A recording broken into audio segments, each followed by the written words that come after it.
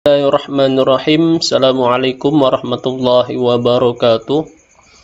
Alhamdulillahirabbil alamin. Rabbis shrah li sadri wa yassir li amri wahlul 'uqdatam min lisani yafqahu qawli. Allahumma shalli ala sayidina Muhammad wa ala ali sayidina Muhammad. Baik, pada kesempatan kali ini saya akan menjelaskan tentang ukuran pemusatan atau disebut dengan nilai sentral atau nilai pusat. Sebelumnya kita membahas tentang distribusi frekuensi dan juga penyajian data. Nah, jadi dalam kita menganalisis suatu bilangan data, kita tidak berhenti sampai kita menyajikan data itu secara baik dan tepat, dan kita membuat distribusi frekuensi. Tapi juga kita melihat lebih dalam, yaitu sejauh mana kecenderungan data itu, sejauh mana titik pusat data itu berada, dengan disebut dengan indeks, indeks penyebaran data atau indeks distribusi penyebaran data yang ada atau angka-angka. Nah, ini yang disebut dengan tendensi sentral, yaitu kecenderungan memusatnya bilangan-bilangan dalam suatu distribusi. Jadi meskipun data telah disusun ke dalam distribusi frekuensi, ternyata data yang disajikan belum dapat memberikan gambaran tentang variabel-variabel penelitian secara ringkas, sehingga peneliti belum dapat membaca dengan mudah dan cepat data secara menyeluruh dan membandingkan variabel satu atau golongan suatu data dengan golongan data yang lainnya. Jadi kita melihat lebih dalam data tersebut, tidak hanya disajikan, tapi kita melihat kecenderungan data tersebut, sehingga peneliti dapat memberi penilaian secara menyeluruh atau menganalisis data secara menyeluruh tentang kecenderungan pusat indeks perhitungan datanya. Selanjutnya, ukuran pemusatan data atau yang disebut dengan central tendency. Salah satu aspek yang paling penting untuk menggambarkan distribusi data adalah nilai pusat data pengamatan atau tendensi sentral. Setiap pengukuran aritmatika yang ditunjukkan untuk menggambarkan suatu nilai yang mewakili nilai pusat atau nilai sentral dari suatu gugus data atau himpunan pengamatan dikenal sebagai ukuran tendensi sentral. Jadi tendensi sentral adalah ukuran kecenderungan memusat yang dapat digunakan untuk merangkum data dan mendeskripsikan suatu kelompok variabel dengan cara mencari suatu angka atau indeks yang dapat mewakili seluruh kelompok tersebut. Jadi pemusatan data adalah kita melihat data itu secara keseluruhan. Contohnya adalah dalam pemusatan data ada namanya min atau rata-rata, median, nilai tengah, dan modus, nilai yang paling sering keluar. Nah, dari kita mendapatkan nilai rata-ratanya, kita bisa melihat atau menyimpulkan dari seluruh data secara keseluruhan, kita dapat melihat berapa rata-ratanya, yang mana rata-rata tersebut mencerminkan dari keseluruhan data yang ada. Begitu pula median dan modus. Ukuran kecenderungan memusat terdiri dari min, median, dan modus. Oke, pada kesempatan video ini saya akan membagi dua video, yaitu pemusatan data part 1 dan pemusatan data part 2. Pada kesempatan part 1 saya akan menjelaskan tentang min saja atau rata-rata saja. Jadi kesimpulannya adalah bahwa pemusatan data merupakan mengukur lebih dalam indeks kecenderungan data atau suatu kelompok data dengan melihat dari minnya, rata-ratanya, dari mediannya, dan dari modusnya suatu data, yang mana hasilnya dapat menyimpulkan dari keseluruhan data yang ada. Nah, itu disebut dengan pemusatan data atau tendensi sentral. Oke, selanjutnya di sini saya akan membahas tentang, pada pembahasan ini pembahasan ukuran pemusatan data letak data, yaitu rata-rata hitung, yang kedua rata-rata pembobotan, Yang ketiga rata-rata harmonis, yang keempat median, dan yang kelima modus. Pada bagian pertama saya akan membahas tentang 3 poin ini. Yang pertama yaitu rata-rata hitung, rata-rata pembobotan, dan rata-rata harmonis. Sebelum masuk ke pembahasan tentang rata-rata, pernahkah mendengar pernyataan ini? Berapa rata-rata nilai ulangan statistika di kelasmu? Terus selanjutnya, tinggi badan rata-rata siswa kelas 12 jurusan penjualan 1 adalah 156 cm. Jadi rata-rata dari tinggi badan siswa kelas jurusan penjualan yaitu dari keseluruhan kelas 12 yaitu sebanyak 156. Nah, 156 cm ini merupakan cerminan atau penilaian dari keseluruhan rata-rata seluruh siswanya. Jadi 156 bisa menggambarkan tendensi sentral atau kecenderungan nilai secara keseluruhan dari siswa kelas 12. Ya, ini dinamakan tendensi sentral atau kecenderungan suatu pusat data.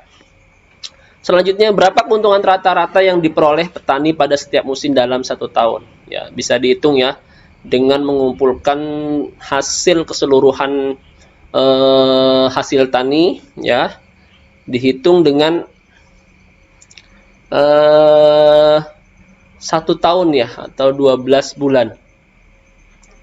Jadi per bulan rata-rata mendapatkan berapa ton dari hasil pertanian. Oke. Selanjutnya, berapa rata-rata jumlah kendaraan bermotor yang melintas di Jalan Jenderal Sudirman setiap menit? Jadi kalau kita ingin melihat suatu rata-rata pengguna jalan atau mobil atau motor, maka kita harus menghitung ya, ada alatnya untuk menghitung berapa menit mobil atau kendaraan yang melewati jalan tersebut. Nah, itu bisa dihitung rata-ratanya. Misalnya semenit dengan mobil yang dalam waktu 1 menit misalnya terdapat 200 mobil yang melintas. Nah, dari banyak kecilnya mobil yang melintas itu bisa mengukur kepadatan lalu lintas, terus ke sedikitnya atau kelenggangan lalu lintas. Nah, itu yang biasa dilaporkan di kepolisian ya atau di pihak jalan-jalan raya yang besar-besar. Nah, bisa dilihat berapa jumlah kendaraan yang lewat. Nah, ini merupakan pernyataan-pernyataan yang sehari-hari kita temukan tentang rata-rata. Oke. Selanjutnya kita masuk yang pertama yaitu rata-rata hitung. Oke, rata-rata hitung sering disebut dengan istilah min saja. Merupakan metode yang paling banyak digunakan untuk menggambarkan ukuran tendensi sentral. Ya, yang paling banyak digunakan menggambarkan ukuran tendensi sentral. Ya, dari rata-rata nilai rapot, rata-rata hasil penjualan bulan tertentu dari suatu pedagang, rata-rata pendapatan per kapita masyarakat ya atau gaji dari masyarakat desa tertentu. Nah, biasanya dihitung rata-ratanya yang menggambarkan dari keseluruhan populasi atau sampel. Min dihitung dengan menjumlahkan semua nilai data pengamatan kemudian dibagi dengan banyaknya data. Nah, ini rumus utamanya ya. Yang biasa disebut rata-rata dalam kehidupan sehari-hari rata-rata hitung. Oke. Jadi rata-rata itu banyak ya dalam implikasi kehidupan sehari-hari. Rata-rata hitung populasi dinyatakan dengan lambang mu atau dibaca mu ya. Ini lambangnya seperti ini untuk populasi. Populasi keseluruhan data. Ketika kita mengamati keseluruhan data yang disebut dengan populasi, maka dilambangkan dengan seperti ini yang dibaca dengan mu. Sedangkan rata-rata hitung sampel yaitu sampel atau contoh atau bagian dari populasi data tertentu dinyatakan dengan lambang X bar atau seperti ini ya. Lambangnya X bar dibacanya X bar. tergantung lambang yang digunakan untuk menyatakan variabel yang sedang dicari rata-ratanya. Kalau kita ingin mencari rata-rata pendapatan seluruh masyarakat Ponorogo, maka kita menggunakan ini ya, simbol ini, simbol mu. Kalau kita mencari rata-rata sebagian atau sampel dari pendapatan masyarakat Ponorogo, ya, sebagian atau sampel, maka kita menggunakan lambang ini X bar. Ya, tinggal kita tergantung objek penelitian kita. Selanjutnya terdapat dua cara untuk menghitung nilai rata-rata hitung, yaitu rata-rata hitung untuk data yang belum dikelompokkan atau dengan data tunggal, ungroup data. Yang kedua adalah rata-rata hitung yang telah dikelompokkan atau group data. Jadi rata-rata ada dua bentuk, yaitu rata-rata tunggal dan rata-rata kelompok. Masuk pada rumus secara umum, yaitu rata-rata hitung sama dengan jumlah seluruh nilai data atau jumlah semua nilai data dibagi banyaknya nilai data.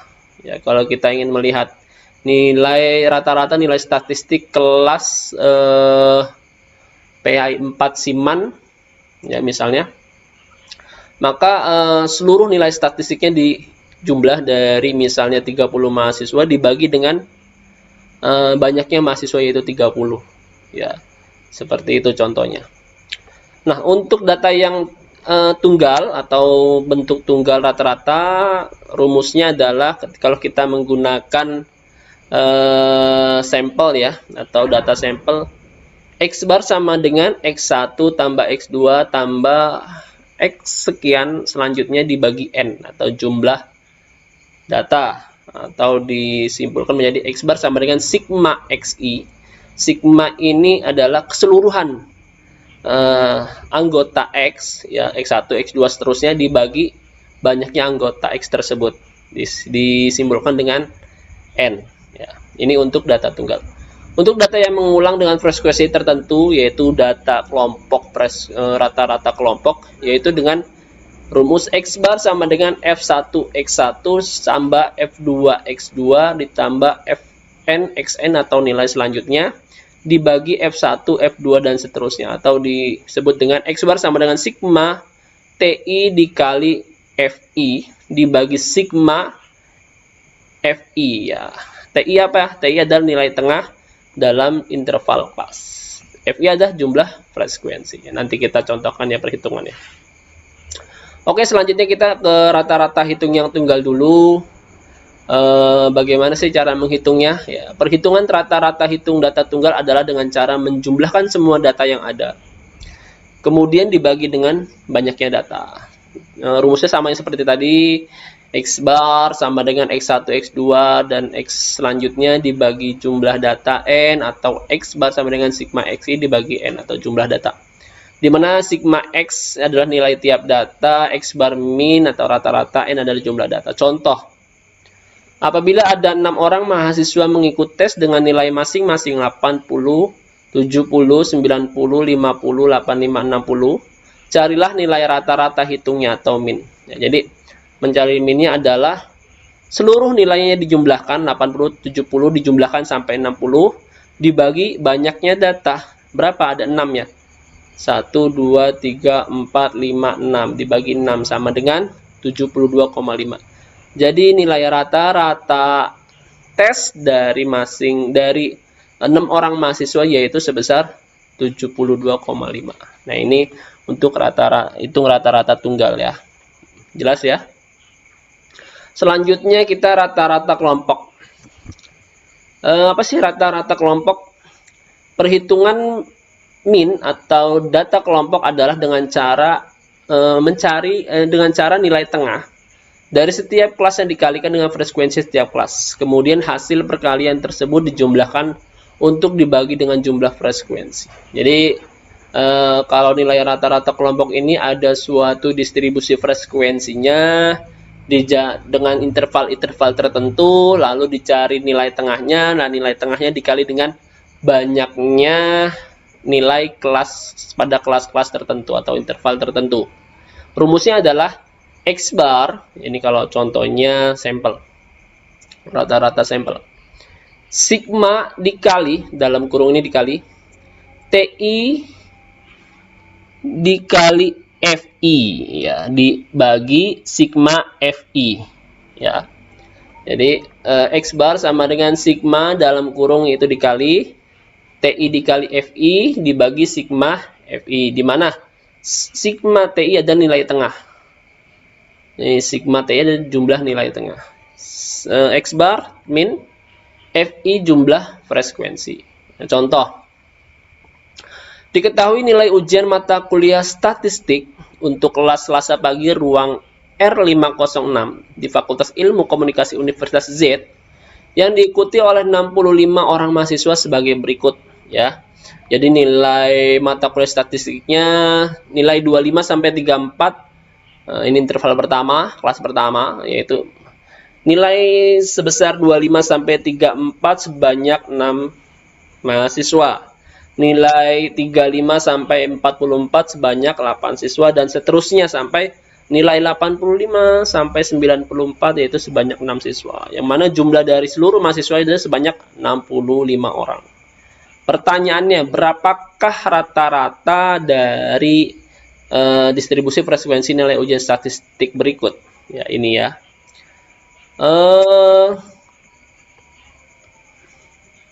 Langkah-langkah menjawab yaitu yang pertama adalah kita buat tabel penolong dengan menambahkan kolom titik tengah, ya. Di sini intervalnya, nah ini nilai titik tengah atau yang disebut dengan TI. Nilai tengah antara 25 sampai 34 yaitu 29,5, ya. Terus nilai tengah antara 35 sampai 44 yaitu 39,5 dan seterusnya. Lalu kita di sini jumlahnya tadi sudah ya, 6, 8 frekuensinya. Lalu nilai tengah TI dikali dengan frekuensi. 29,5 dikali 6 mendapatkan 177. 39,5 kali 8 mendapatkan 316 dan seterusnya. Ini jumlah frekuensinya ini dengan sigma yaitu sebanyak 65 mahasiswa. Nah, ini sigma dari hasil perkalian antara TI dan FI yaitu dari atas sampai bawah dijumlah dengan jumlah 3877. Lalu ketika sudah dapatkan sigma frekuensi dan sigma perkalian TI dan F, maka kita masukkan rumusnya. Tadi rumusnya adalah X bar sama dengan sigma dalam kurung dikali ya TI dikali FI, ya.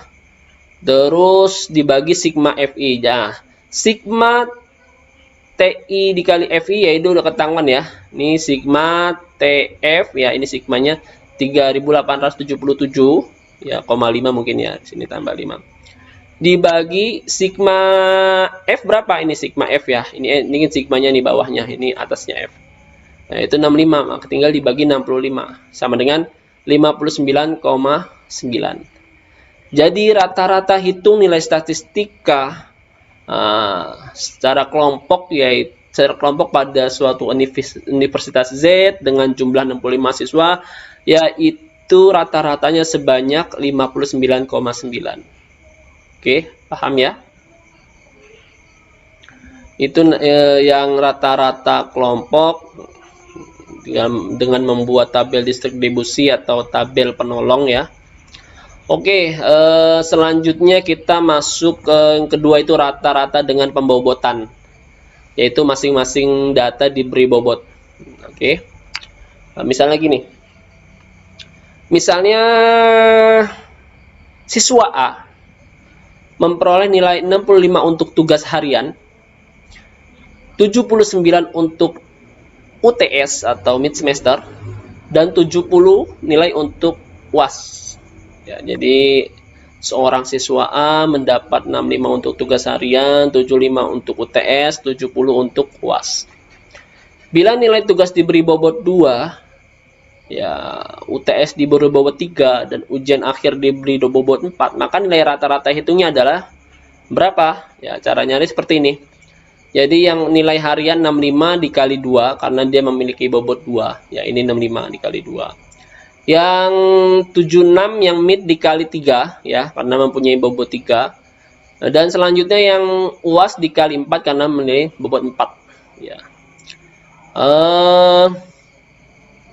Lalu dibagi dengan jumlah pembobotannya, yaitu bobot 2, bobot 3, bobot 4 sama dengan 70,89 ya. Jadi nilai pembobotan hasil mata kuliah statistika seorang siswa A pada semester genap itu mendapatkan nilai mata kuliah sebesar 70,89 karena dibobot dari nilai tugasnya, harian, nilai UAS dan UTS-nya. Sama ya seperti perhitungan nilai IPK suatu mata kuliah di Unida Gontor, yaitu setiap bobot tugas harian mempunyai bobot tertentu, persentase tertentu yang semuanya ketika dijumlahkan mencapai 100%. Misalnya tugas harian mata kuliah statistik di Unida Gontor mendapatkan bobot sebesar 40%, UTS sebesar 30% dan UAS sebesar 30% dari keseluruhan nilai yang ada ya. Jadi bisa dibobotkan, namanya dengan rata-rata dengan pembobotan. Nah, rata-rata pembobotan itulah hasil dari nilai akhir dari mata kuliah tersebut ya. Caranya seperti itu. Oke, paham ya untuk rata-rata pembobotan. Selanjutnya kita ada rata-rata harmonis. Nah, rata-rata harmonis ini biasanya digunakan untuk merata-ratakan kecepatan jarak tempuh, menentukan harga rata-rata komoditas tertentu.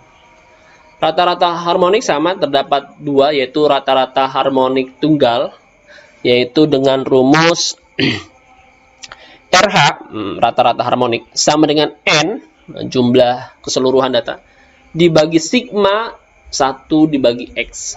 Ya, di mana RH rata-rata harmonik, N banyak data, X adalah data. Contohnya, hitunglah harga rata-rata beras merek Cianjur Harum per kilogram. Minggu pertama harganya 5.000 per kilo. Minggu kedua harganya 5.300 per kilo. Minggu ketiga harganya 5.730 per kilo.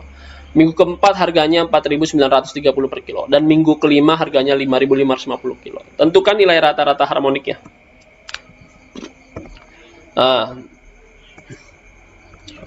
Masuk rumus ya. Tadi kan rumusnya RH sama dengan N dibagi sigma 1 bagi X. Kita masuk. Di sini tadi ada N-nya berapa? 5 ya. Ini kan ada 5 harga tuh berasnya. Ada 5 harga ini. 1, 2, 3, 4, 5. Jadi N-nya ada 5. Betul. Dibagi 1 dibagi X ya. Tadi 1 dibagi X.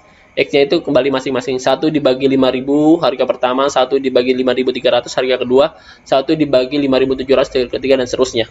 Nah, lalu 5 dibagi 0,22 yaitu hasil dari 1 bagi 5.000, 0,000019 hasil dari 1 dibagi 5.300 dan seterusnya. Mendapat 5 ketika dijumlahkan, maka 5 dibagi 0,00948 ya. Lalu hasilnya sebesar 5.275 per kilo. Jadi rata-rata harmonik tunggal pada suatu harga beras dari minggu pertama sampai minggu kelima yaitu sebesar 5.275 per kilogram. Nah, itu dinamakan harmonik data tunggal.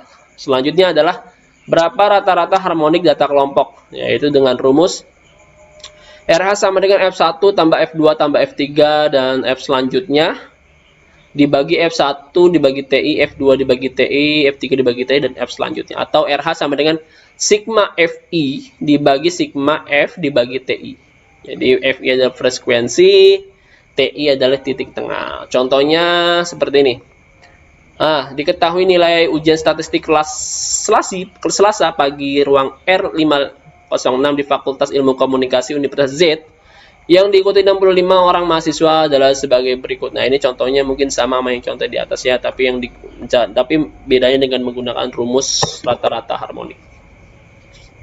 Di sini nilai intervalnya, lalu frekuensinya di samping kanan ya. Yang dicari adalah rata-rata harmonik kelompok. Langsung saja. Berapakah rata-rata kelompok nilai statistik dengan menggunakan rata-rata harmoni? Langkah yang pertama adalah buatlah tabel penolong dengan menambahkan kolom titik tengah dan rasio antara frekuensi dengan titik tengah. Ini 25 mendapatkan nilai 25 sampai 34, ada 6 orang, titik tengahnya yaitu antara 25 sampai 34 yaitu 29,5. Nah, rasio untuk mencari rumus yang ini ya. Rumus yang mana rasionya? Fi dibagi Ti ya, frekuensi dibagi titik tengah. Nah, ini F dibagi Ti yaitu 6, frekuensinya dibagi titik tengah 29,5 yaitu mendapatkan 02034 ya. Jadi ini ada tampil penolongnya, rasio yaitu frekuensi dibagi titik tengah yaitu sebagai berikut ya. Misalnya pada nilai kedua 34 sampai 44 mendapatkan 8 mahasiswa, sebanyak 8 mahasiswa dengan nilai titik tengah antara 35 sampai 44 yaitu 39,5 ya. Titik rasionya adalah ya F 8 dibagi 39,5 yaitu mendapatkan 0,2025. Ketika dijumlahkan rasio F per TI ini mendapatkan 12.000 ya, 1,2038 ya. Lalu kita masukkan rumus rata-rata hitungnya atau rata-rata harmoniknya dengan rumus RH sigma Fi dibagi sigma F dibagi Ti. Yaitu berapakah sigma Fi-nya? Yaitu 65 mahasiswa dibagi tadi sigma F per Ti ya, ini sigma F per Ti ini. F per Ti ini sigmanya sejumlah keseluruhan yaitu sebanyak 1,2038 yaitu sebesar 65 dibagi 1,2038 yaitu 53,9. Jadi nilai rata-rata harmonik dari siswa Universitas Z pada mata kuliah statistik dengan jumlah 65 mahasiswa yaitu sebesar 53,9. Nah, itu dinamakan rata-rata harmonik data kelompok ya. Oke, itu bagian pertama dari tendensi sentral atau ukuran pemusatan. Kita membahas tentang rata-rata hitung, rata-rata pembobotan, dan rata-rata harmonik. Lalu saya akan lanjutkan pada video part 2 yaitu tentang rata-rata tentang median dan modus. Oke, kita lanjutkan. Sekian dari saya. Assalamualaikum warahmatullahi wabarakatuh.